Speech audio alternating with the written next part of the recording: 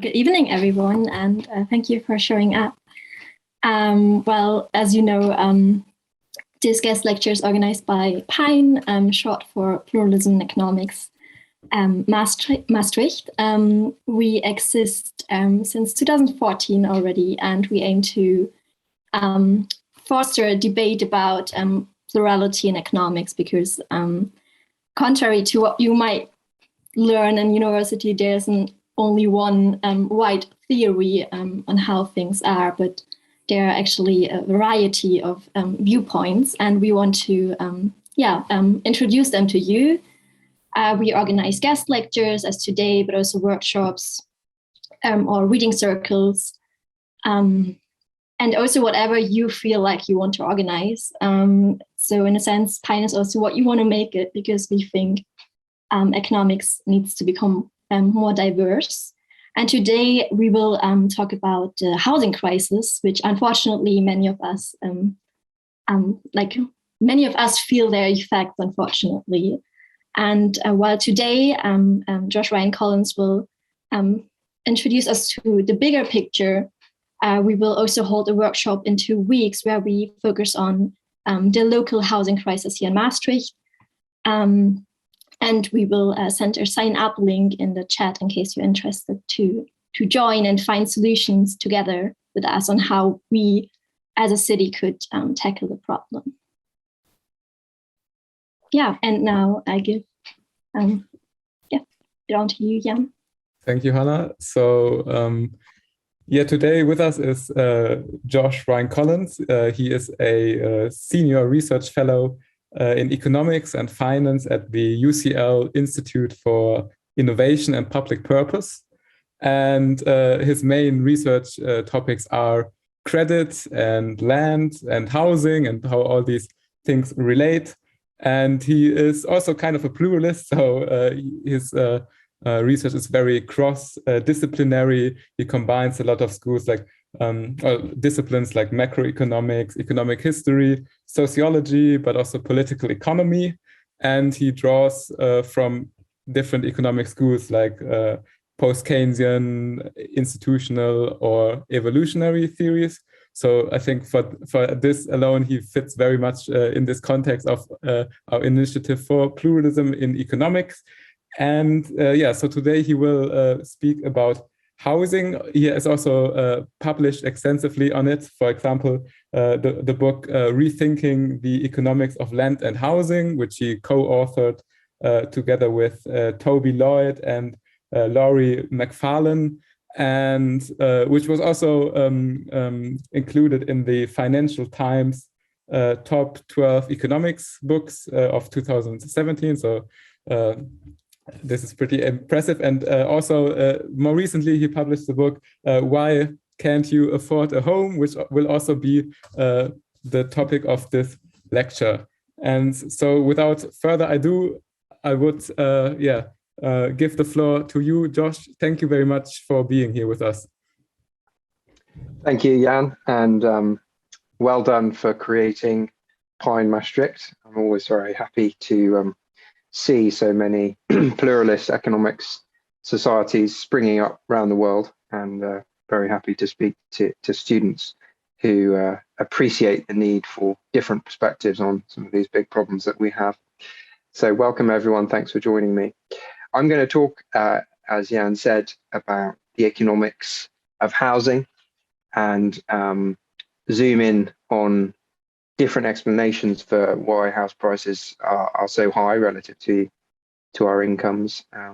And in particular, I will focus my talk on the concepts of land and finance, or money and credit more specifically, really, which essentially are the two areas of economics that I've become, that are my research focus. They're two topics that have been very neglected in mainstream economic theory and neoclassical economics, certainly, but they're topics that have become much more significant and important, in particular since the financial crisis of 2008, including in macroeconomics, which is my main field of study. So I will share some slides with you just to guide you through my ideas. There we go. That working fine, Jan? Yes. Yeah. Perfect. Good. Thank you. Okay. So yeah, well, I've called the talk "Why Can't You Afford a Home?" after my. I found a nice little picture of some Maastricht housing there as well. I've never actually been to Maastricht, which I think maybe I went when I was very young with my dad actually, but I can't remember anything about it. Anyway, those houses look quite nice, but I suspect they're well out of the range of any of you students. But anyway, there you go. One day I'll make it over to see you. As Jan mentioned, I've written a couple of books on this topic, which I'll focus on. The orange book there, "Why Can't You Afford a Home," is quite a short, easy read. The other one's a bit longer and heavier. And then you can also find quite a good summary of my main thesis of what I'm going to talk about today in this article, which you can download for free, called "Breaking the Housing Finance Cycle," in the journal Environment and Planning A, Economy Space, or sort of economic geography journal. Now, what I'm going to focus on, as I said, is this sort of paradox of ever rising house prices, which has been a paradox for a long time, actually. But the last sort of 18 months of the COVID-19 pandemic have sort of raised the paradox to even higher levels of puzzlement, I suppose, because the COVID pandemic saw this enormous collapse in people's incomes, in economic activity, in purchasing power, and the biggest recession, the biggest economic shock, really, ever to Western economies, or at least in living memory. I mean, there's some data that shows that in the UK case, it was the biggest economic shock since since the Great Plague in the 17th century. So sort of 400 or 500 years, basically. Yet, what happened to house prices?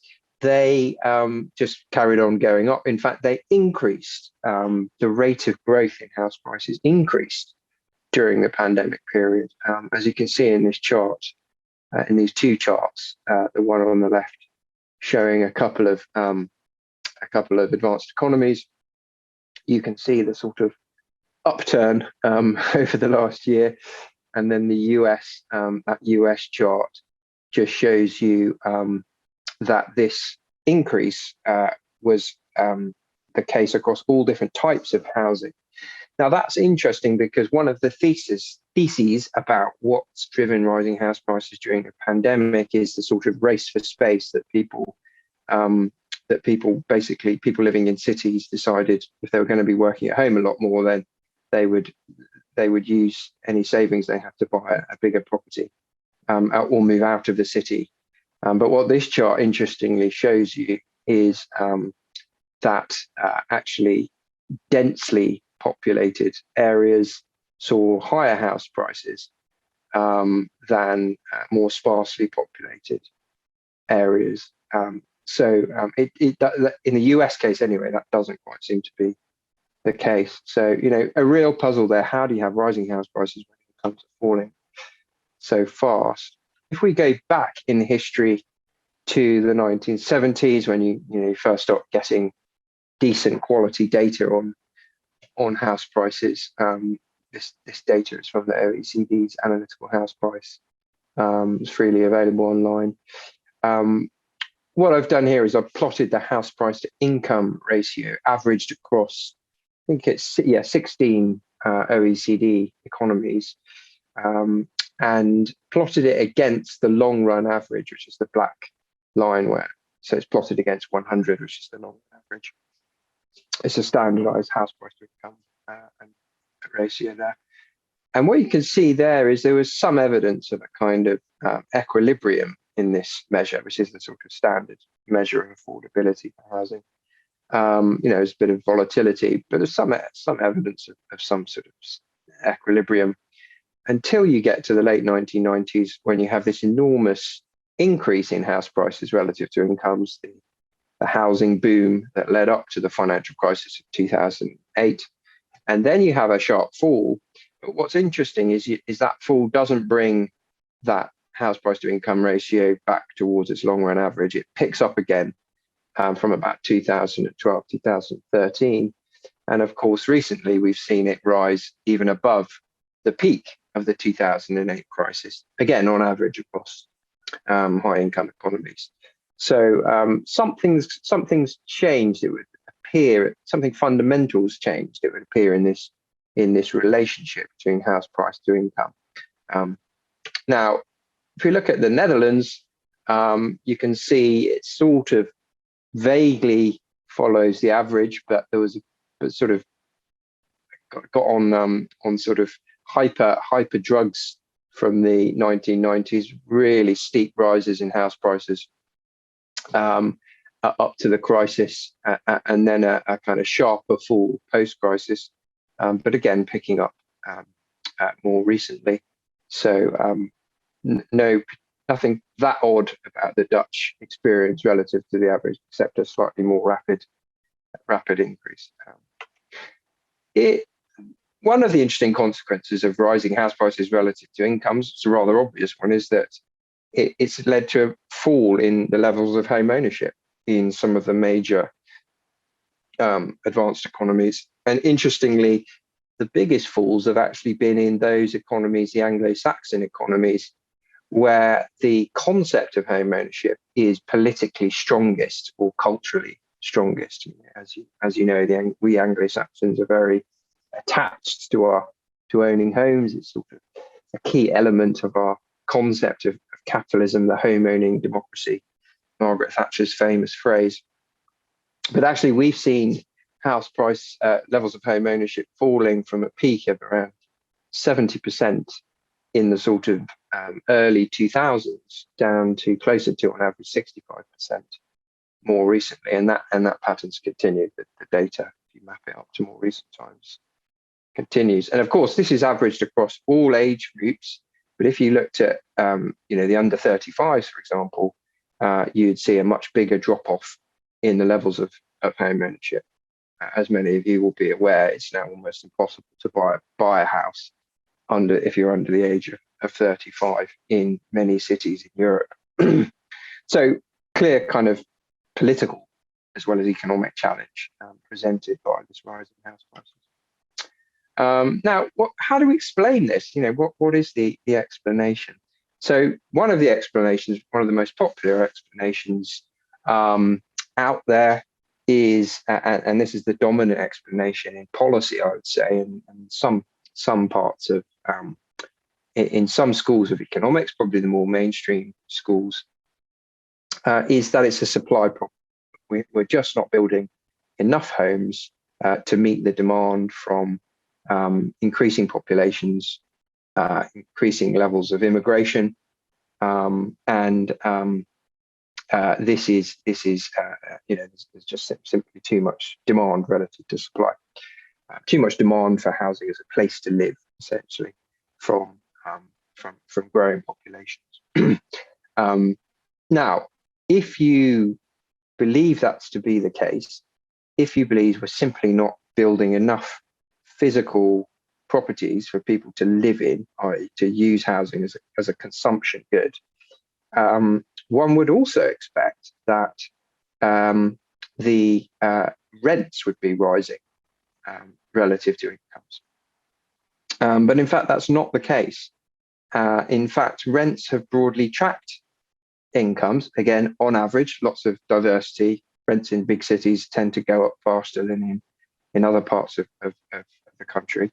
But broadly, rents and incomes have demonstrated a relationship over time, which is why in this chart you can see I've plotted both the house price to income ratio, the previous chart you saw, and the house price to rent ratio. And you can see that actually the house price to rent ratio has exploded at an even faster rate since the 1990s than the house price to income ratio. Now, this would suggest that that explanation that this is fundamentally a lack of supply of homes for, as places to live for people, doesn't provide the answer to this puzzle of rising house prices to income, because there's clearly a difference. Something's going on here, which means that rents are not increasing at the rate one would expect. Now, the supply side explanation also isn't very good at explaining one of the most important dynamics we've seen in housing markets, certainly since the 1980s, which is its volatility and the tendency to have these cycles of boom bust in house prices. So this sort of boom bust peaks and troughs, which the UK is probably one of the worst examples of. Not sure I'm not sure if the Netherlands had such a big boom and bust in the late 1980s as the UK. Anyway, what I've plotted here is real house prices in Ireland and Spain, which some of you may be aware of, had some of the biggest house price bubbles in history in the run-up to the financial crisis of 2008. You can see there house prices increasing 5 times in that period, and you can see there both economies experienced enormous collapses in house prices as well post-crisis. So you might think that these countries were not building enough homes. If you were a supply sider, probably they're building less homes than other countries in Europe, which did not experience this boom bust, this huge bubble. But if you look at the data on the completion of new homes, you actually see the opposite.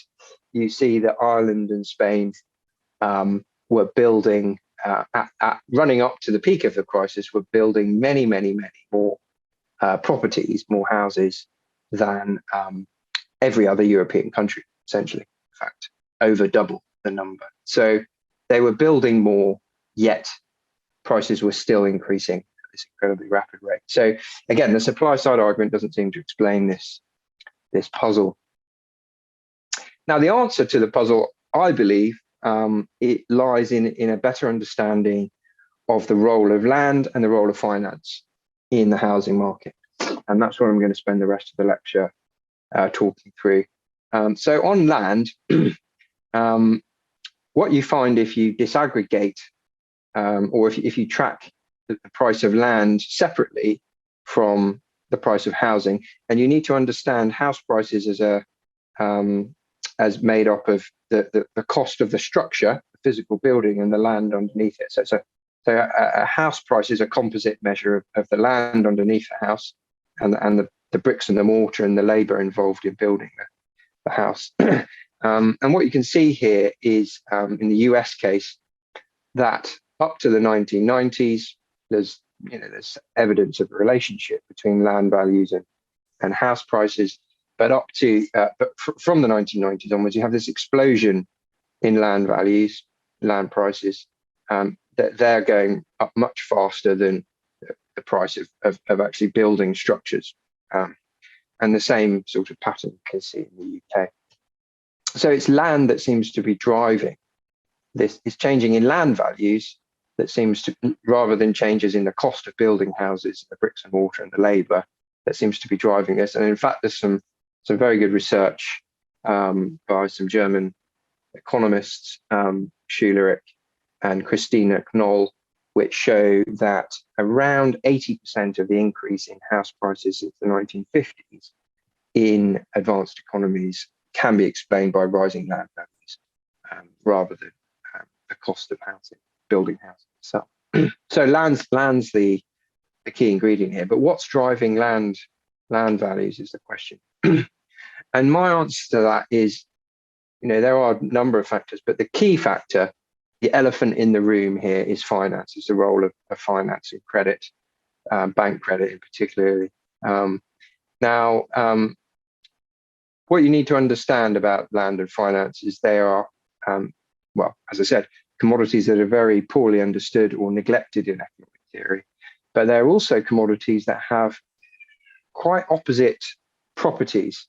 And the fact that they sort of have these opposite properties, almost like a magnet and a fridge, it means they attract each other. So if you think about those properties, land is highly inelastic in supply. Now, when I say land, what I'm really talking about is location, the location of a house through space and time, essentially. I'm not talking about like physical quality of land, earth, grass, or whatever it might be. I'm talking in an economic sense, land needs to be thought of as location. Now, you can't create new location, right? A spot of land that's next to a good school or next to a nice park or on the river in Maastricht, on the sea in Maastricht, you can't just recreate that in exactly the same space. Each location is by definition unique. Whereas, so it's highly inelastic. You can't just create more desirable locations. It's just impossible. They wouldn't be desirable. Credit and money, on the other hand, is highly elastic. Banks create money in the act of lending. And this is a key insight of post-Keynesian economics, of course. The decision to create that money is basically determined by their confidence, as well as to some extent by regulation. So that's one contrast between these commodities. What about mobility? Land is fixed and immobile. You can't move it around. You can't hide it as well, which is why it's something that should be taxed more, in my view. Credit and money is highly mobile. We know international capital flows. It moves around the world. Land, because of these properties of being limited in supply and immobile, tends to appreciate with economic growth. It tends to absorb the surplus created by economic growth in the form of rent. And essentially what rent is, and I'll talk about it in more depth, is when you're essentially controlling a scarce asset that is needed for production, and you're receiving profits in excess of the effort required to maintain that factor in production. That's one definition. So if you're sitting on a piece of land in a city, and the city's growing, the value of the land underneath your house is going to go up, and you can capture that land value in a number of ways, which I'll talk about. For the same reason, it's a very attractive source of collateral for banks. Banks will always be happier to lend to you if you're a small business, if you're happy to put up your house in return, because they know, because it's that they can capture that land. It's the land rather than the building they're interested in, and that will keep its value over time, unlike other forms of collateral. So that's why banks love doing mortgage loans. In contrast, money itself, credit, will depreciate over time with inflation. So this is why when inflation is creeping up as it is at the moment, property tends to become more attractive to investors, because they know that just keeping money in the bank, especially when there's low interest rates, will lead to it losing value over time. Now, land also has, and this is very important, conflicting economic uses. If we think about property, domestic property, housing, as I said, housing is a consumption good, and we talked about that already, but it's also a financial asset. It's a store of wealth. If you buy a house, you're also making an investment in using your money, putting it into an asset, which, as I said, tends to increase in value over time. Credit and money can also have different impacts on the economy. And this chart sort of captures that dynamic. One can think about two circuits of bank credit and finance more generally to some extent. And this is a key insight of Joseph Schumpeter. And in case you're not familiar with the historical historical origins of this kind of distinction, Keynes talked about it as well. in much of his work, certainly his earlier work before the general theory. And so one can think about a sort of positive, productive flow of credit where a bank makes a loan to a business. That business invests that money in new capital equipment, in some new innovative service. The effect of this is to increase GDP transactions because the economy is becoming more efficient, or productivity is increasing. With greater productivity, you have higher wages. With higher wages, people consume more. This creates more demand for goods and services. Businesses then want to expand. They borrow more from the bank, more productive credit. And the additional money that's created by the bank is absorbed into the economy without having inflationary effects. Then one can have sustainable growth because the business can afford to pay back the principal and the interest because of the growth that you've seen in GDP. So, I mean, I'm simplifying massively here, but that's the basic concept. In contrast, bank credit that flows into property or existing assets more generally, but I'll focus on land here. It just tends to basically, given the finite supply of land and property, it inevitably tends to inflate the price of that land, and as a result, inflates the price of housing. Now, what this does is it actually increases the debt burden because everyone now needs more money to buy housing, and so they borrow more. But you're not creating that increase in GDP transactions or that increase in productivity. Rising house prices makes no difference at all to the productive capacity of the economy. Okay, it can be thought of as just a sort of overhead burden on the economy. It's just making everyone's life more miserable because everyone has to pay more debt, or if rents are going up, you have to pay more rent, obviously. And what that means is actually it reduces demand in the economy, reduces aggregate demand, and it thus reduces the profits of firms and reduces their investment because they're earning less and there's less demand. And so they tend to have even less demand for productive credit, whilst the demand for asset-based credit is going up as house prices rise. So that's the key sort of distinction, and that's why the role of banks is so important in understanding rising house prices. So my basic thesis, I'm not the only one with this thesis, but my basic argument over the last 5 years has been that mortgage credit is the key explanation for rising house prices. And the reason for that is the deregulation of mortgage credit in the late 80s and early 1990s. The UK was the first, the UK and the US the first to sort of deregulate their financial markets and encourage banks into the mortgage business. Before the 1980s, banks basically weren't in the domestic mortgage business.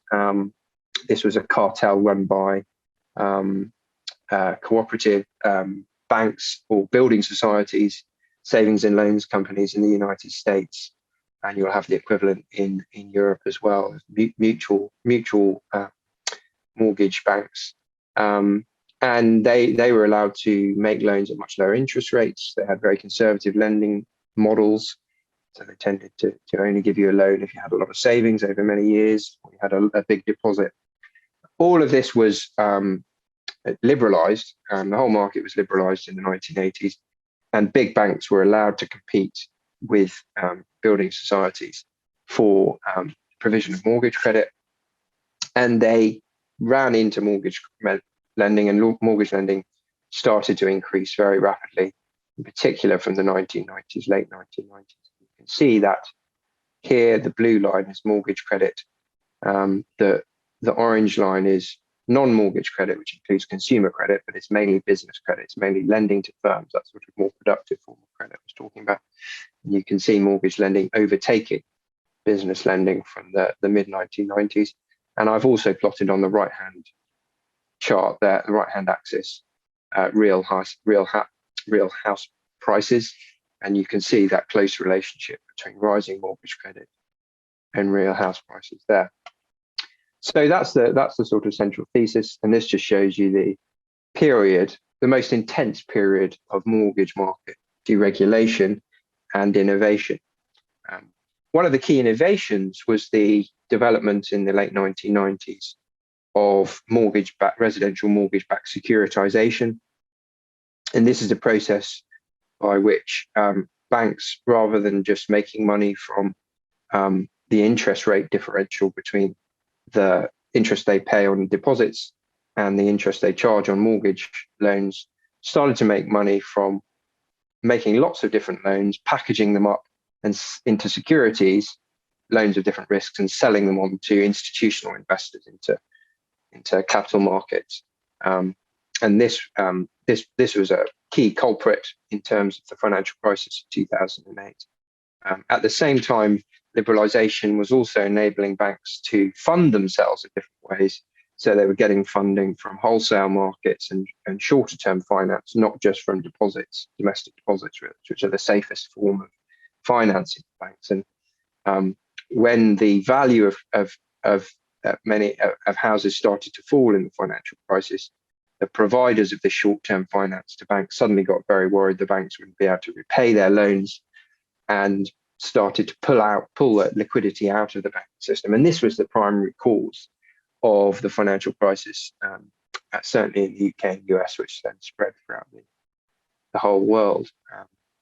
So one might have thought post that experience that the European Union would not be supportive of mortgage-backed securitization, but in fact it has been extremely supportive. The European Central Bank has played a key role in getting the securitization market back on course and ensuring that it's functioning. This chart just shows a much longer term picture of house prices and mortgage credit and of rising mortgage credit, rising house prices. All of this data is from the Jordan Schuleric Taylor macrohistory database, which I can really recommend to you if you're interested in long-run historical macroeconomic time series like this.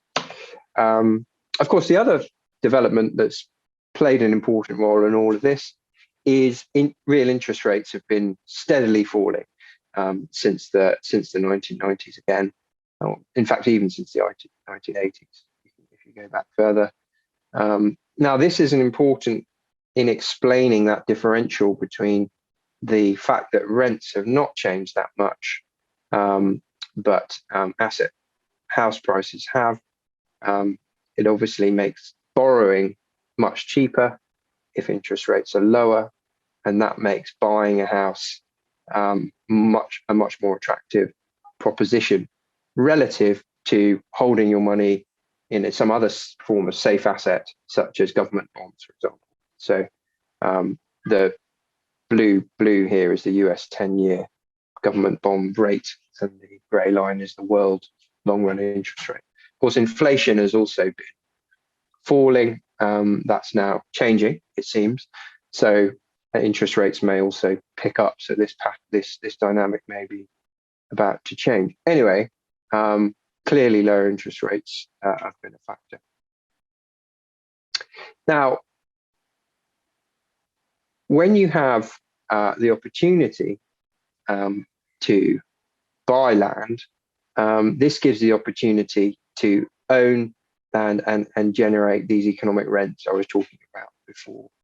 And this was understood hundreds of years ago by the classical economists. This is a quote from Adam Smith. As soon as the land of any country has become private property, the landlords, like all other men, love to reap what they never sowed and demand a rent for its natural produce.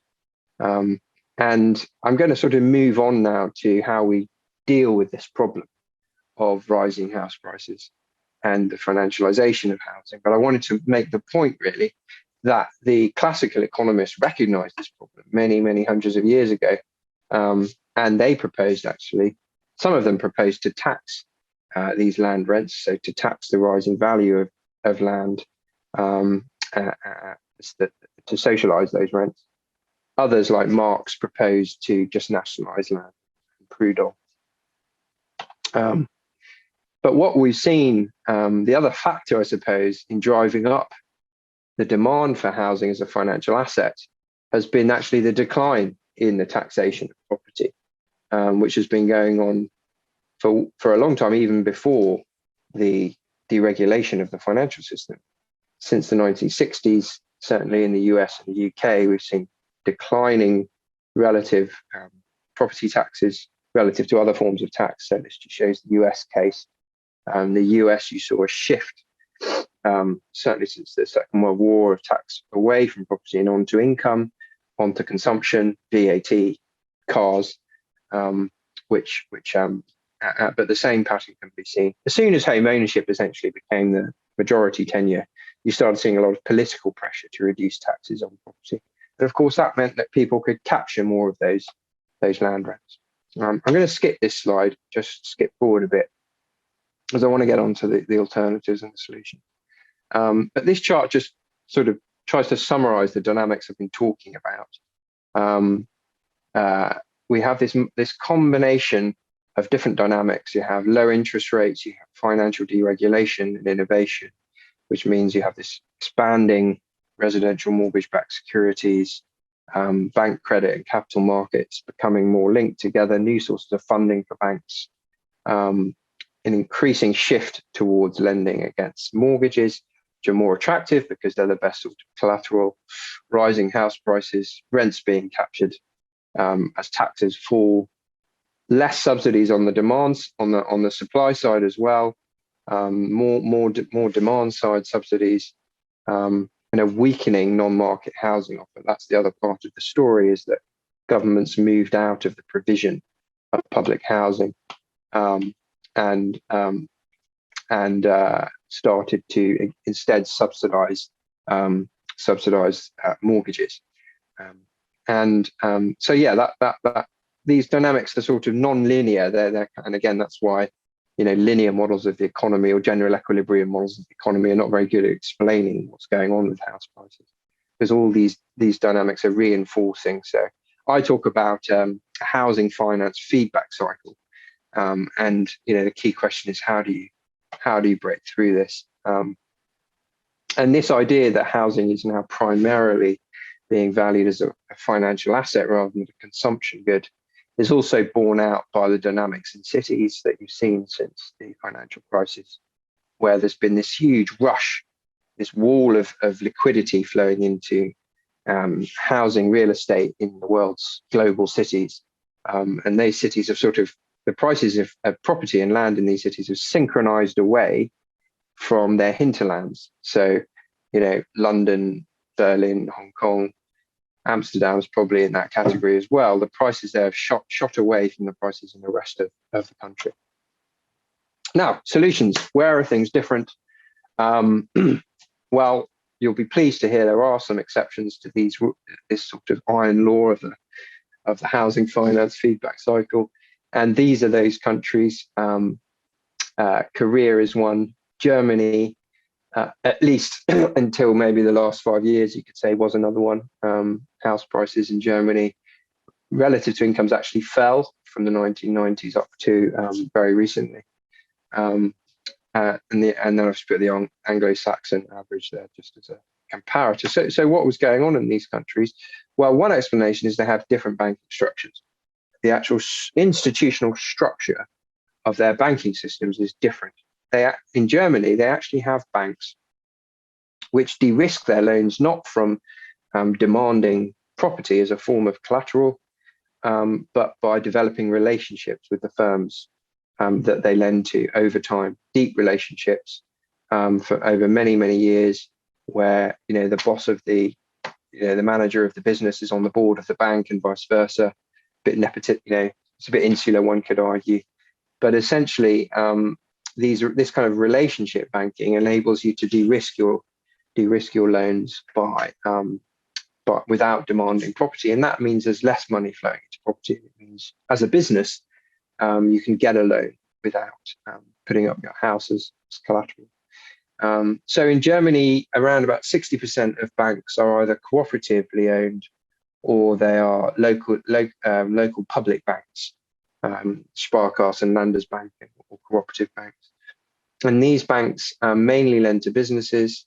They had They didn't suffer the kind of collapse in the financial crisis. The Landesbank did to some extent, but they were quite resistant to that boom bust scenario. And they have these different kinds of structures. They're not focused on 10% returns.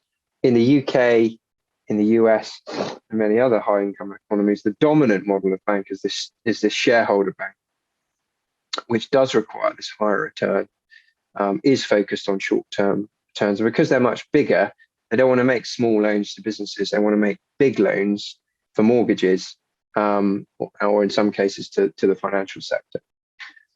So that's one explanation. And here, this chart just shows you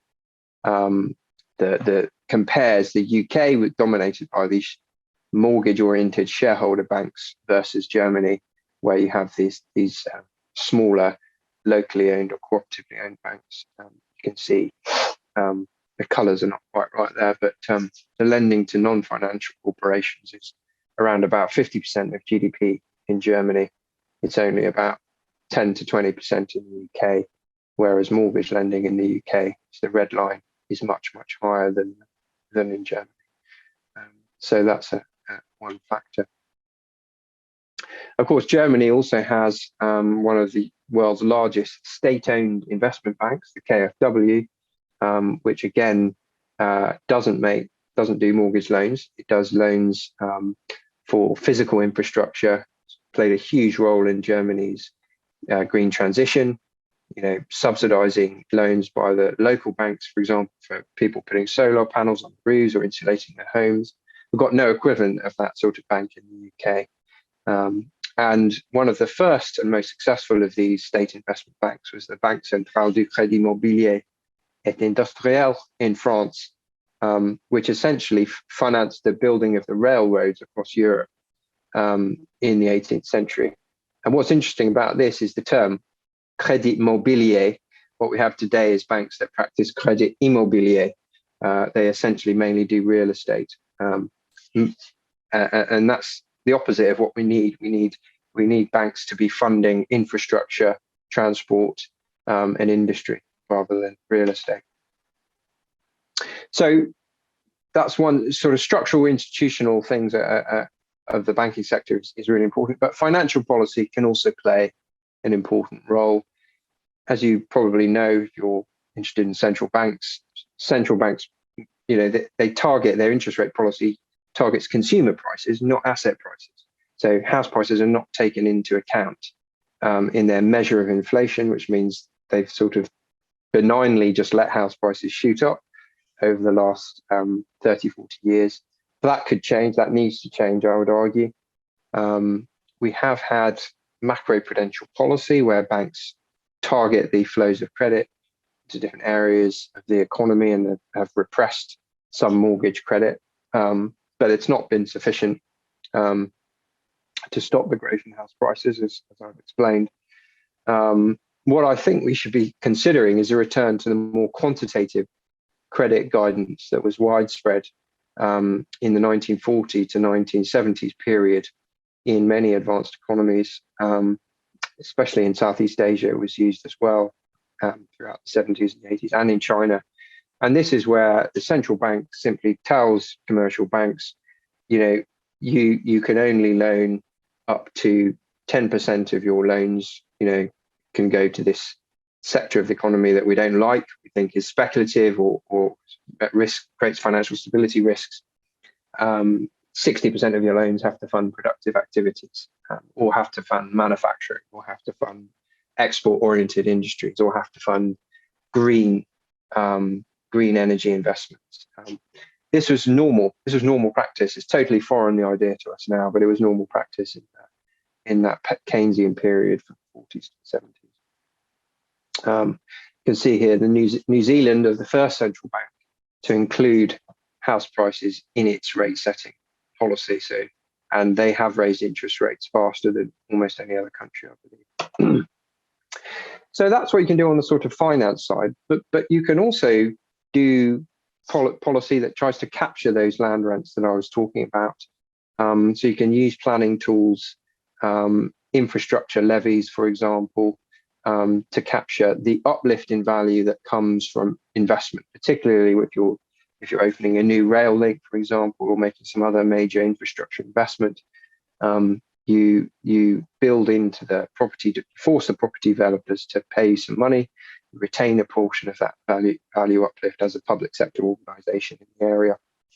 This is much easier, of course, if you own the land, which in Holland, some areas I know do own quite a lot of the land still, and you can use that money to reinvest and carry on like this. But there are a range of other land value capture tools, including taxation, of course, and just owning the land, as I said, can be very important. And I've just listed the sort of land banking, public land banking, where again the public sector owns a large amount of land. And the OECD's recently done quite a nice paper report on these different types of land value capture. Land value tax, annual increase on the incremental increase in the unimproved land value. So if you put in a new kitchen in your house, you're not going to be taxed on the fact you've got a nicer kitchen. You're just being taxed on the increase in the land value. Very easy to calculate these days. If you have insurance on your property, the value of when you're asked to type in stuff about that, what they're doing is they're insuring you. You'll notice that the amount that they insure you for is always less than the market value of the house, because it's just going to replace the physical structure, not the land, because the land, as I said, it can't be damaged, it can't be got rid of. How do you introduce it without massive political resistance? Not easy, because the politicians that run our country tend to own a lot of land. They don't want to change the system. But one way to do it is to make it tax neutral. So get rid of income tax or other unpopular taxes and replace them with a land value tax. As I said, public ownership captures the land rents, socializes the land rents automatically. So in many senses, it's the least politically problematic policy. But of course, if your land's already privately owned, it's difficult to do. But there's no economic evidence that private home ownership, private landed home ownership, is a better tenure system for economic growth. In fact, the opposite tends to be the case. People are less mobile if everyone's owns their home, less likely to move to get better jobs. So it reduces labour mobility. Now, some countries like Singapore, the state owned 90% of the land. And of course, Singapore is one of the most productive economies in the world. And what it does is it leases out land for private or public developments, but keeps hold of the land and then charges taxes on the use of the land. South Korea has a very large land corporation that essentially controls residential and commercial development. Other options, community land trusts and cooperative housing models, which are quite popular in some parts of Europe. This is where you separate the cost of land from the cost of housing, and this enables you again to capture the land rent, so that the trust is held by the community. They will if you get a house in the community, you'll only pay the cost for renting the house, not the land, but the increase in the value of the land. And when you sell, you get a lease. Effectively, you sell your lease. Usually they link the cost of renting to local incomes rather than it being determined by the land value. So there's a good example of that in Brussels. One of the challenges is getting the land in the first place is quite difficult, especially when local authorities are struggling for money. And I think I'll leave it there because I want to have some time for questions. But in summary, land and housing have these unique properties which have been neglected by mainstream economists. A deregulated land market will tend towards monopoly. Playing the game of monopoly is a really good insight into the economics of land. A small number of people just tend to end up with everything if you don't have policy interventions. And if you have a deregulated financial sector on top of that, especially with low interest rates, you'll get banks moving towards real estate inevitably because of the value of the collateral, the size of the loans, which pushes up prices. And of course, the financial sector also captures those land rents through the interest rates they charge. So, we need to shape these markets. We need to shape the land market and the financial sector for more productive economies and to prevent the housing affordability crisis that we have today. Thank you. Thank you very much. This was a very captivating presentation. So we like to still have a few questions. So if you do have a question, please raise your hand and then I can unmute yourself. And also, if you don't want to be on the tape and still want to ask a question, you can still do so. And then you can send me a message and we'll cut you out. So this is also no problem.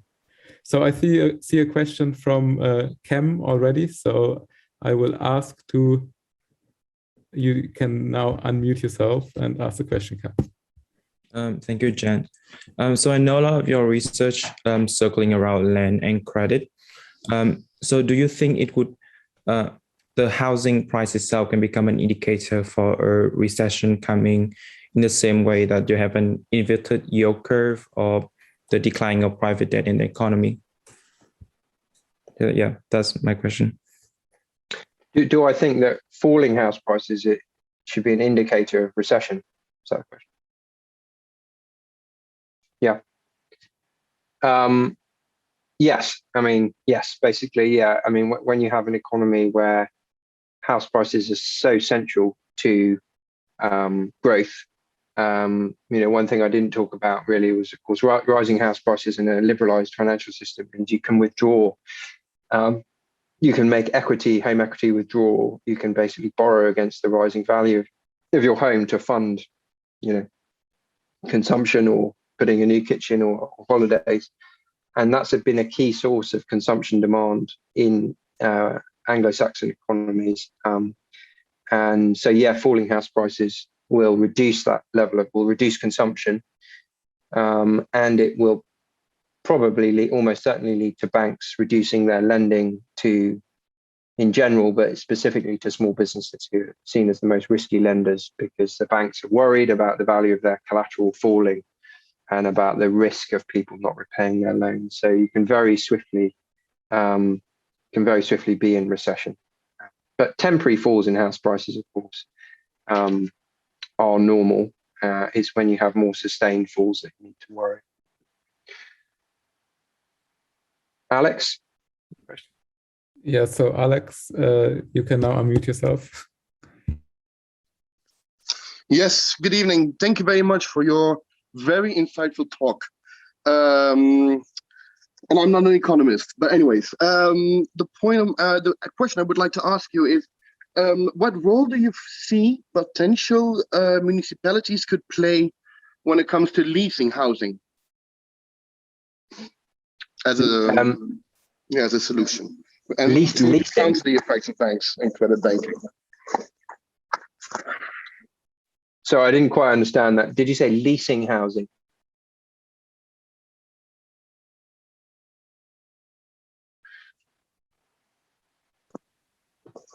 Yes, thank you. Sorry. What I meant was when the municipality becomes, or let's say next to the municipality, you also have like institutions such as the university, in the case of Maastricht, actually, if we can take a specific one, which could take position in the real estate market. And where the municipality could potentially finance this under a lease act that you don't buy the land, but you only buy the building on top of it. Mm-hmm. And that basically the banks become or the municipality could become the real estate banker for the people. Thank you. Mm-hmm. Yeah, I'm not that familiar with that specific model that you're talking about, but I said perhaps what you're talking about is this sort of model where universities buy up property and then their staff or students can rent in those properties at reduced rates relative to market rates. And perhaps what you're saying is the university could use the fact that it's quite a big landowner to get, reasonably good borrowing terms from from the bank. So yeah, in theory, I guess it could work, but you would want a bank giving you a decent rate. Okay, next. Okay, Oscar, you can unmute yourself. Hi, can you hear me? Yeah. Okay. Yeah, so I actually recently graduated from UCM and I'm now working at an urban design firm, and I'm building whole new neighborhoods in the Netherlands. And right. I have quite limited knowledge in a way, but I'm still doing it anyways. And I really want to, because my company is quite sort of traditional and a bit neoliberal, I have to say. Not too keen on being socially relevant. But I still have a lot of freedom. So I'm wondering if there's any things you would say in urban design and urban planning you can like directly implement in designs, also in terms of program that could help the current situation. I don't know if that's too far out. Yeah.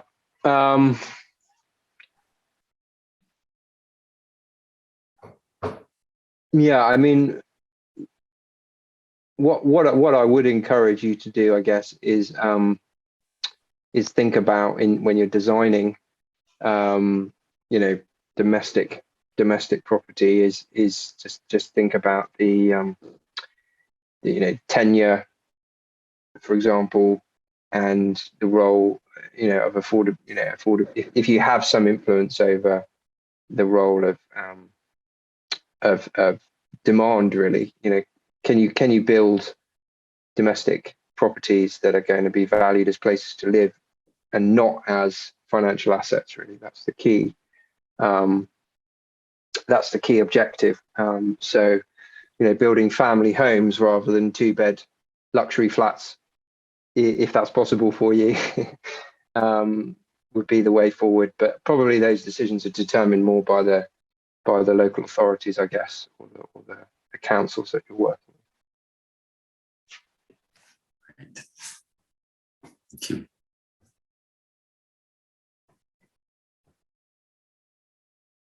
Okay, then the last question from Julia, please. You can now unmute. Hi, Julia.